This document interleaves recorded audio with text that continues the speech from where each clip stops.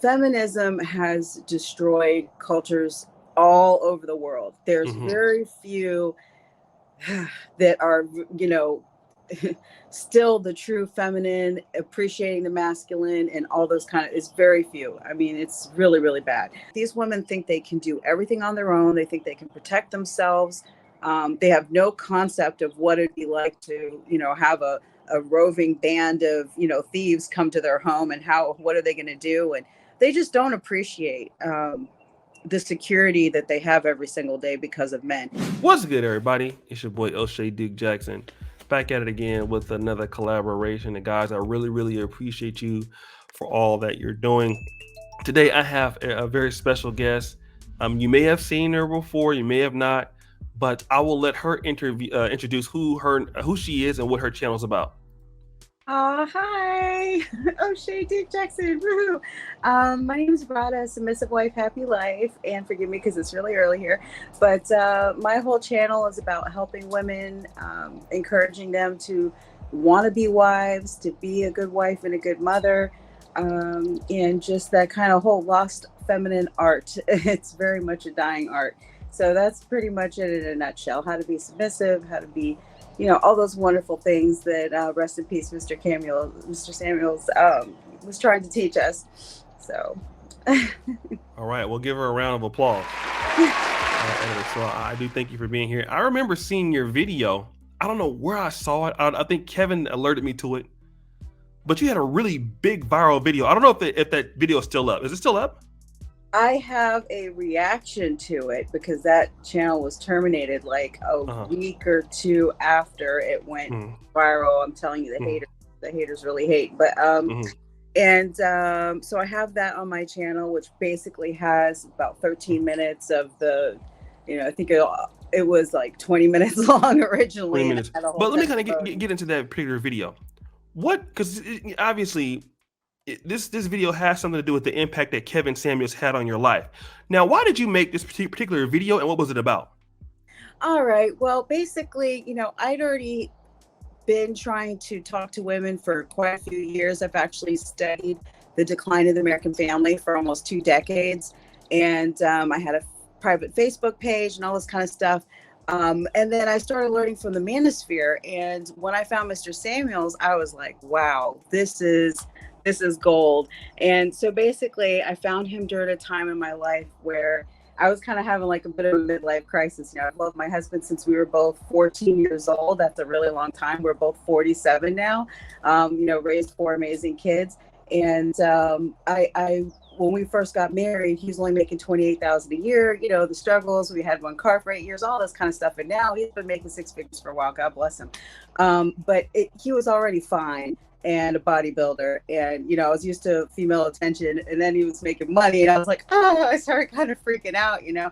But then when I started watching his programs, I was like, oh, okay. So it just helped me learn to deal with all the attention that he was getting, and actually have some really open conversations with him where I was like, you want to go to Columbia, baby, go for it, you know. And he's so sweet, because through all of that openness and discussion and whatever, you know, ultimately he was like, you know what, boo, you do everything for me, you're wonderful, I don't need anything, you know, I'll take you to the Caribbean or the Keys or whatever.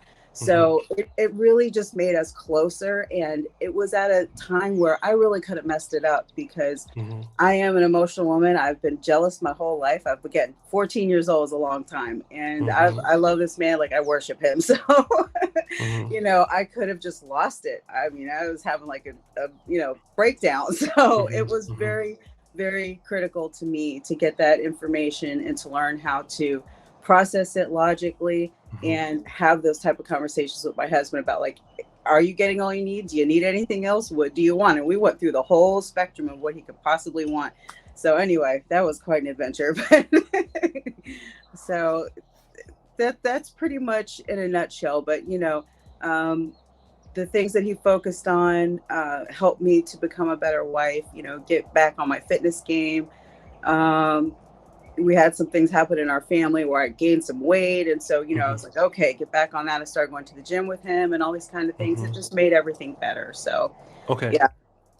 let me kind of, I'll get to the communication part later. And I noticed that Kevin, a lot of his people started coming over to me. I noticed you start participating in my comments. I think I might have did actually a response video, if I'm not mistaken, to your video that you posted. I may have done that. But I did notice you participating in the community over here. And I thought it was odd. No offense, because the I didn't think that Kevin Samuels' reach was what it was. Really not until he died. But I'm like, there's this lady, Brada, submissive wife, and I don't think that she's black. But yeah, Kevin's message is for really black America. And you're seeing other people coming in like yourself saying, wait, no, he's right. Like, I'm having the same issue. This is not a color specific thing. And then you see, and that was what was more telling. Did you kind of get some backlash from people in our community because you're speaking out and you're a person that is not from our community per se, but you were getting help from a man that was trying to address really the problems in one other community and it related to you? Absolutely. I think I got more support than backlash, but I definitely got some backlash, and that's okay. My mom is actually born and raised Kenyan. My dad's Scottish. I have a very multicultural background. I've lived around the world. It's whatever. My pastor's black. My church is black. That doesn't really matter when it comes down to it. But, so basically, when I was listening to his messages, again, because I studied the decline of the family for the last 2 decades, feminism has destroyed cultures all over the world. There's very few that are, still the true feminine, appreciating the masculine and all those it's very few. I mean, it's really, really bad. So, I could appreciate everything he was saying. And many times, he would talk in general to modern women. And I was like, oh yeah, I know a bunch of these chicks that fall in this category, and even some things that I, again, had to learn myself. But, and it's all good. I appreciate it. When he talked to the family, I was like, okay, he's talking to the family. But and certainly there are more problems specifically to that community, obviously. But in general, anybody could learn. And even the fact, sorry, darling, go ahead. No, go ahead. I'm sorry. Oh, I was just going to say, even to the fact that years before I even found Mr. Samuels, but he reminded me of Dr. Sharada Zala Ali. And I've read her books and done video readings of her books, and now that was fun, because it's called The Black Man's Guide to Understanding the Black Woman.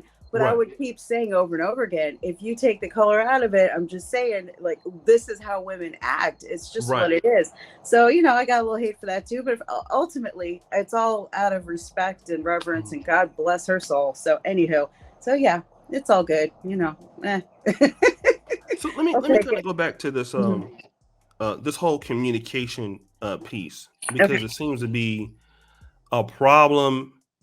I mean, even for me, like, we were trying to schedule a show, and I was just like, I'm sometimes terrible at communication, and you don't really notice it. That it's also something that's really impactful in relationships. And then after listening to Kevin and understanding more of the male perspective, give us some examples of how your communication improved with your husband in ways that it was lapsing in times prior. Okay. Well, basically,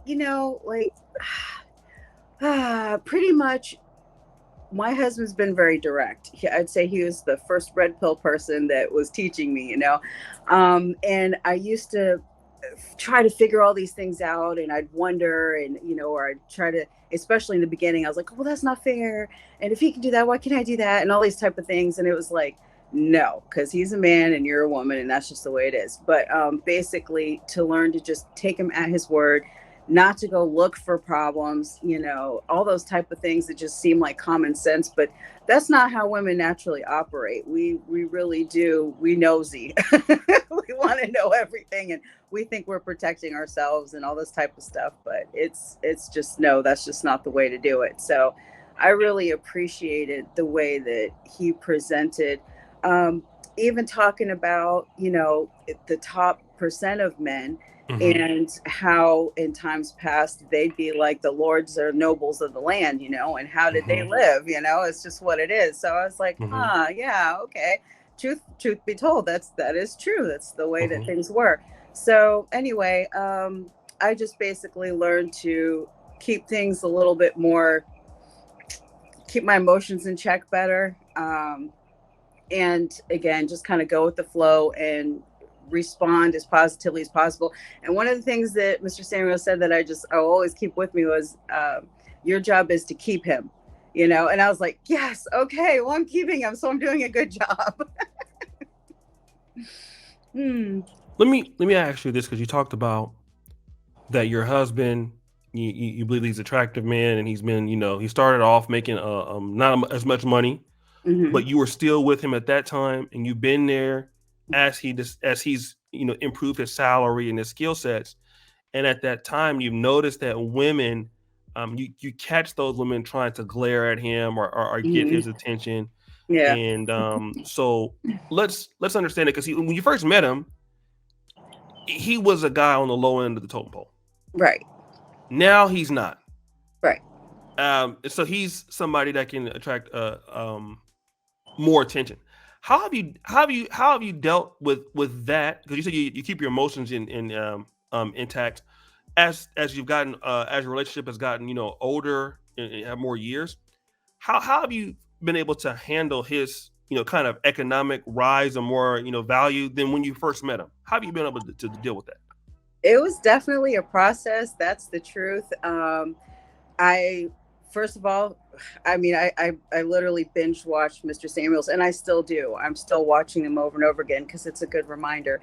But that open communication with him, just letting him know, once I got it through my head that, okay, you know what? If a man earns 6 times what the average man earns, shouldn't he have 6 women? And I was like, wow, well, I never thought of it that way before, So basically, once I got it through my head, even though my heart was still like, I was like, but I was like, what?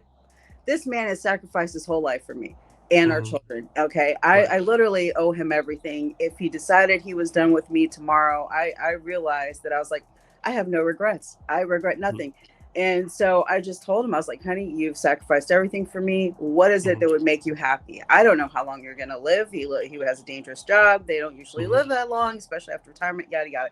So basically, I just, it was one conversation after another. And if you want to know, I made him profiles, like, and that was really something, because he got a lot of responses, and I still get emails today. But anyway, it's okay. So Wow. Okay. it was really, we put out like a thing like second wife, because we were like, I asked my husband, do you want to do threesomes? Do you want to do this? Do you want to do that? Do you just want to go on trips? Whatever, whatever. He already went on a fishing trip every year with his friends. He needs guy time. I always understood that. And I never Right. asked him what he was doing on his trips. And he always came home. He always comes home. So God bless him. We have an amazing sex life. So that was never like, oh, I'm Hmm. worried that, whatever. But, anyway. So during the process of interviewing women through the Hmm. internet and through the phone, we both kind of were like, wow, this is what's out here. They good looking. I mean, they fine, but woo, they are hard to communicate with. They don't know how to Hmm. carry on a conversation, and they a bit Hmm. crazy. So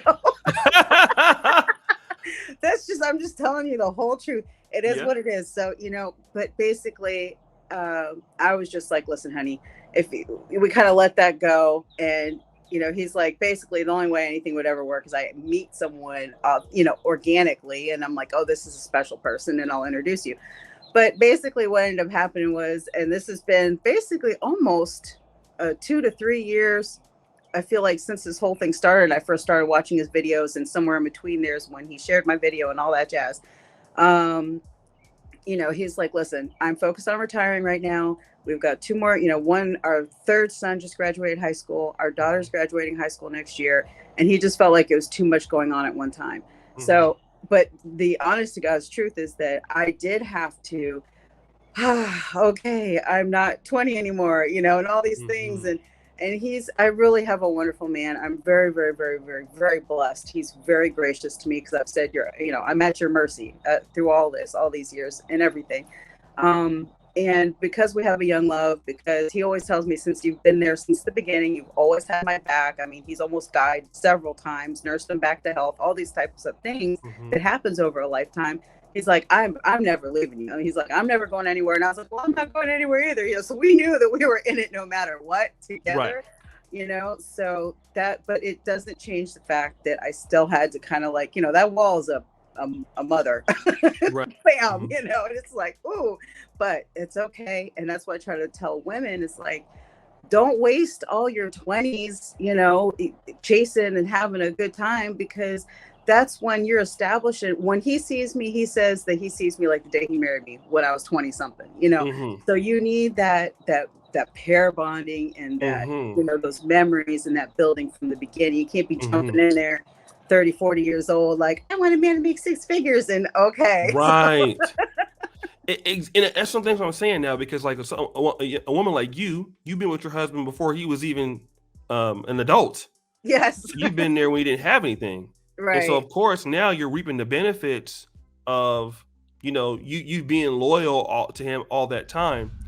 Now let me ask you this, because um in this generation, do you think that men are getting less from marriages than they have in the past?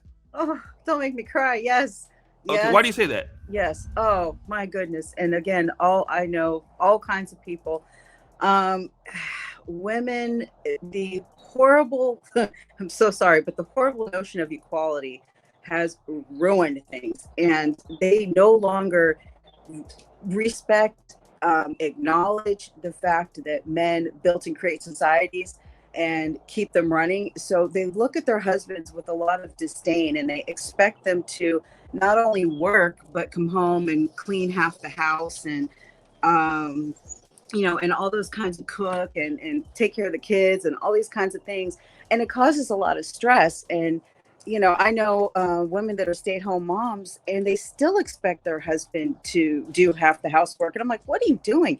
It's just crazy. They're not allowed any kind of guy time. Like, they have locations on their husbands. They've got, they're all up in their phones. They're this, they're that.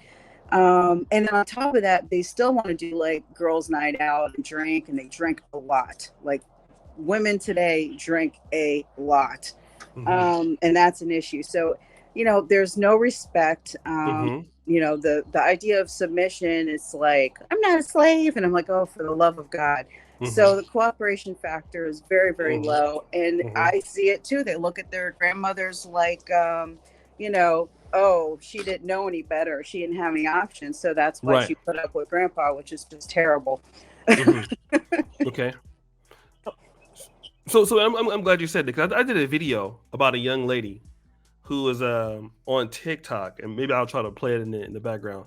But she was like 9 things that a husband must do if he marries her, and it was, I don't know if you saw that video, but it was like, you have to react to that. That's crazy. She was like, yeah, he needs to pay all the bills, do all the housework, he needs to cook, he needs to do all the car maintenance. He needs to take me on a honeymoon every year, a family trip every year, date night twice a month. He must pay for all these things. And guys are like, wait a minute, like, you're expecting me to do all of this stuff and do half the housework, and you're a housewife. What am I getting from you? Like, they're not even. It seems like with you, with your communications, everybody's different. You came in and asked your husband, like, hey, you've done this for me. What would you like? What sacrifices would you like me to make? And Right. you're not seeing a lot of ladies. They're looking for the man to ultimately sacrifice everything, and they don't have to give up anything. They can do Right. whatever they want to do. Hmm. And so when you see a lot of these different guys going to, I don't know, Brazil, the DR, some parts of Hmm. Africa, Hmm. you start to hear like, okay, well, you guys are going over there because those women are poor and all this other stuff. But do you see the reason why these guys are making this particular transition, and do you think that it's going to continue? Yeah, absolutely. Absolutely. And I get a lot of men that ask me on my channel, where do I find a submissive wife like you? And I'm like, you might want to go out of the country. Because Wow. they they they still have that desire to please a man. And that is a whole, it's like, it's foreign over here with Western women, because women have been told they are the prize, and they do not like to hear that the men are the prize. And I'm like, Hmm. who's the one that you want to make six figures so you could stay home and all this nonsense? Okay, so Hmm. you're not the prize lady, but anyway. So yeah, the the joy and the almost, it still seems natural in some places that they naturally know their role to serve a man, and that's in every way. They, I've seen, I don't know who posted the one with the chick from Thailand, but she's a great example, and I was like, yes, that's how you do it. She's making him breakfast every morning and getting his clothes out for him and doing this and doing that, and I was like, yes, that's how I do my house, but it's very rare in the United States. Mhm. So just and whatever he wants to do sexually, all those kind of things. um yeah, I would probably be looking overseas. So let me We let me too ask too you this, actually. Hmm. because Kevin's content was really garnered to what we would deem the high value man, or the high value black man. So a black man that may, or man in general, Hmm. rather, because his Hmm. audience started to diversify as he got bigger. Right. So, but the high value man, regardless of color, who makes at least $10,000 a month. Hmm. Okay. So, I used to have some debates with some of my friends, and we would say, like, well, if you make a certain amount of money, a lot of these women are going to be more submissive because you have this money. And what I found is that even with listening to Kevin Samuels, because I remember him talking about this on T.I.'s podcast, he said a lot of the guys that I was talking to, they couldn't find women that they could deal with. And this is really primarily in our community. That's what he's talking about. Okay. The more money they made, he was like, I just can't find women. And so what I found out is that a lot of times with a lot of American men, black men in particular, you could be making $500,000 a year. And a woman is not gonna just be submissive to you because you make $500,000 a year. That was a kind of a myth, right? Like, and so you're seeing a lot of these dudes, like women are saying, okay, you go out there and make, $500,000 a year. And so guys are saying, okay, well, I have that now. These are some of the things that I want you to do. And women are saying, no, f you, I'm not gonna do that. And I'm noticing that even in certain elements of America, not just black America, guys who are making a lot of money, these are the men that women say they want. These men are having a difficult time getting cooperation in America, and these women expected to deal with them. And I'm just seeing like, okay, well then what is the incentive Mm. for these men to develop things for women if they're not going to be cooperative? Women are digging a deep hole. Women are really digging themselves a ditch because of their entitlement, because they watch way too much social media and Real Housewives and all this kind of nonsense that's just fantasy. And they think that everyone's life is supposed to be like that. And honestly, I love Mr. Samuels when he talked about Jose, and Maria down at Home Depot and going to the day labor center, and he gets as much submission. To me, that always is a great reminder that it's like it shouldn't matter how much money your man's making, but it what does that say? That even the men that are making that kind of money aren't getting the respect. It's because it's like these women are like, well, if I can get you, then I can get somebody else too. So you're replaceable. Basically, that's the whole thing again of like, I'm the prize, I'm the prize. He's not the prize, although he is the prize. And I'm at a loss because even my channel, all six of them, the female viewership has been like 1% of my. Wow. It's been men that watch you the most. Yeah. When I finally learned, because I'm just a housewife. I'm not technologically inclined whatsoever. When I figured out how to do the to check the analytics, is that what it's called? I was like, oh, there's only 1% of women watching me. Mm-hmm. But those few are, but anyway, but when I have conversations with women, even women that claim to be Christians, which are the ones that honestly hate me the most, they hate me the What most. about I'm that? like, listen, Master, Lord, that's biblical. Sarah called Abraham Master and Lord, and anyway, it's a whole nother story. But Mm-hmm. it's, but they just believe. It's like they're in a delusion. And even from COVID, you would think that would have taught women that everything is so fragile. And Right. honestly, we're one EMP or food shortage away from the really hitting the fan. Hmm. Just saying. And Right. then what? I'm like, these women think they can do everything on their own. They think they can protect themselves. They have no concept of what it'd be like to, have a roving band of, thieves come to their home, and what are they going to do? And they just don't appreciate the security that they have every single day because of men. But how to get women to appreciate men, any men of any stature, I'm at a loss. I am at a loss, and I'm so sad. And Hmm. I have glimmers of hope every Hmm. now and then. But it's going to have to take a whole new generation or something of women, because especially in America, because we're so saturated with the Hmm. feminist culture, and you can do it. And you had the President Obama saying, they do everything men can do with heels on, and I'm like, don't Hmm. encourage them. Hmm. Because you Let, can't. let me let me let me ask you a question, because Kevin Samuels was able to do what the manosphere in general could Yeah. not do, Hmm. and even ladies like yourself can't really do in Hmm. female dating coaches, is that they could get through to women. Why do you think Kevin Samuels was able to get through to women when even women have a difficult time getting through to women, and men couldn't communicate it as effectively as he could? What was so special about Mr. Kevin Samuels that he was able to do that, and nobody else could? Yes, he's irreplaceable. I would say it was the stern, well spoken, cool, calm, collected, well informed, and well educated father figure on the other side of that phone line video, um, where, because they really wanted to talk to him, most of them were willing to keep the conversation going, even though they didn't like what he was saying or the questions he was asking and all those type of things.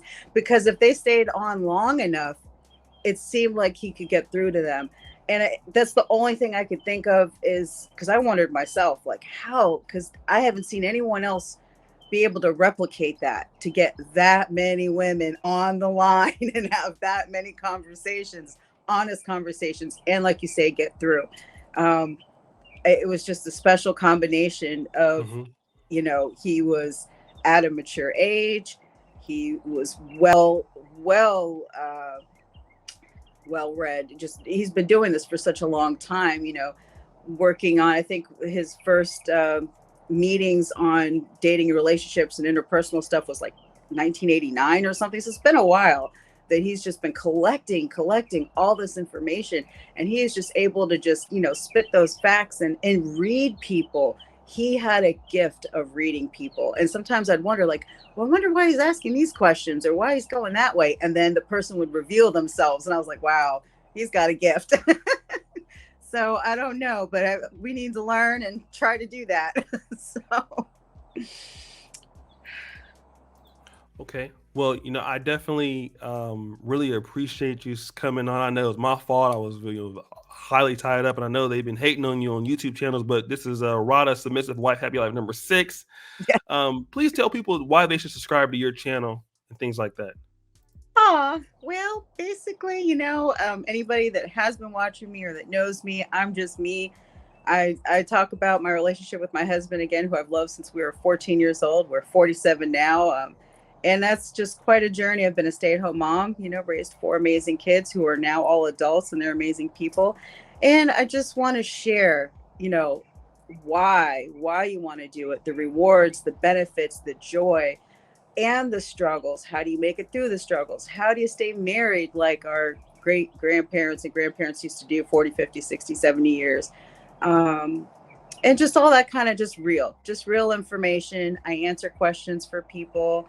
And, life's a journey. So I just want to share everything that I've learned. And Hmm.